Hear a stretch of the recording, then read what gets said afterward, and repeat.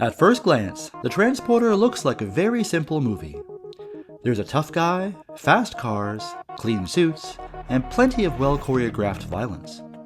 The plot doesn't twist itself into knots, the dialogue is sparse, and the emotional beats are understated. Nothing about the film seems to beg for deep analysis. The movie feels precise, intentional, and controlled, almost elegant. That's where The Transporter becomes interesting. Its sophistication doesn't come from complexity, but from restraint. That restraint is established almost immediately through Frank Martin's famous set of rules. Once we make a deal, the terms of that deal cannot be changed or renegotiated. How's the rule? It's rule number 1. Rule 2, no names. Rule 3, never open the package. Never change the deal, no names, and never look in the package. These rules are simple, but they do a surprising amount of work. They tell us who Frank is without the need for backstory or emotional exposition. He's not someone who explains himself or reflects out loud. He operates. By introducing Frank this way, the film trusts the audience to understand him through behavior rather than confession, which already sets it apart from many action films. This trust carries through in how Frank behaves throughout the movie. He's a quiet presence, not because information is being withheld, but because the film doesn't feel the need to over-explain him. His reactions are measured and his decisions deliberate.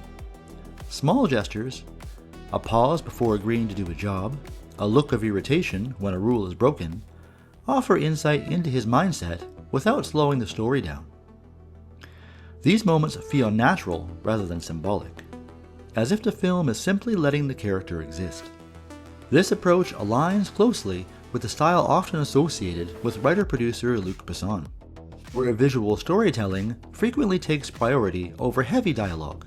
Scenes are allowed to breathe, and the film rarely rushes to clarify every emotion or motivation. That restraint gives The Transporter a sense of confidence. It assumes the audience is paying attention and doesn't feel the need to repeat itself. The same efficiency applies beyond Frank as an individual character. Interactions throughout the film are brief and purposeful. Tension is built through timing, proximity, and body language as much as through words. Characters often seem to understand each other's intentions without spelling them out, which keeps scenes tight and focused. This quiet understanding reinforces the film's overall sense of control and momentum. Unsurprisingly, the story itself mirrors this minimalist philosophy. There are no complicated subplots or unnecessary detours. Everything moves forward with purpose. Scenes rarely overstay their welcome, and information is delivered only when it's needed. Rather than stopping to explain itself, the film maintains momentum, giving the narrative a clean shape that feels intentional rather than simplistic. Even Frank's character development unfolds in this understated way. When he eventually breaks his own rules, the moment doesn't come with a dramatic speech or moral declaration. Instead, it's marked by hesitation and a choice.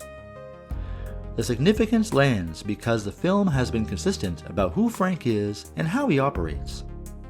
The audience understands what that choice costs him without being told explicitly. The action sequences follow the same guiding principles.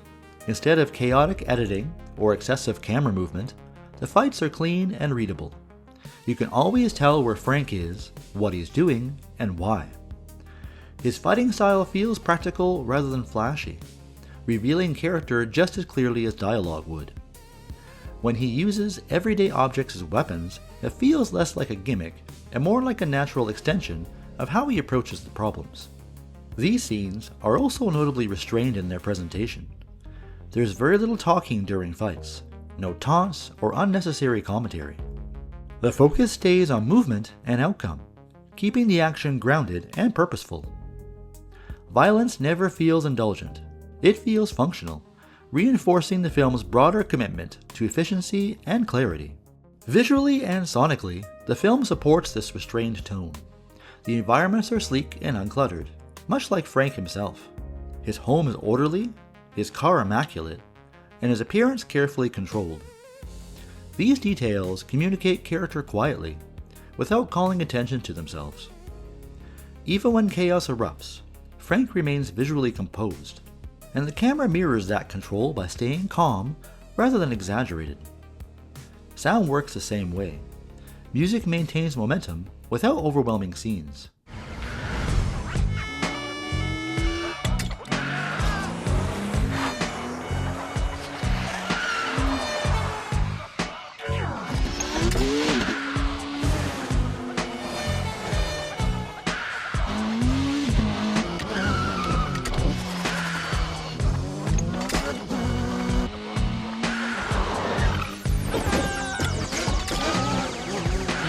While moments of silence or minimal sound are allowed to linger.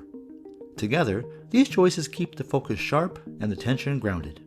Looking at the transporter alongside another of Luc Besson's great movies, The Fifth Element, makes this restraint even more apparent.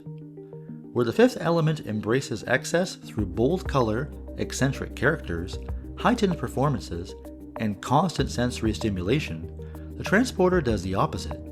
It strips its world down to movement, momentum, and control, removing anything that might distract from clarity and precision. What's revealing is that both approaches feel equally intentional. The contrast suggests that Luc Besson is less interested in maintaining a single signature style than in fully committing to the tone each story requires. Frank Martin's disciplined world would feel out of place in the chaotic energy of The Fifth Element, just as the film's flamboyance would undermine the controlled atmosphere of the transporter. Seen this way, the transporter's simplicity is not a limitation, but a deliberate creative strategy. Some critics argue that the transporter lacks depth because it avoids emotional exploration or complex themes. But that criticism assumes that depth must come from layered dialogue or psychological complexity. In this case, depth comes from consistency. The film commits fully to its tone, structure, and character, and it executes those choices with care. It knows exactly what kind of movie it wants to be and never loses sight of that.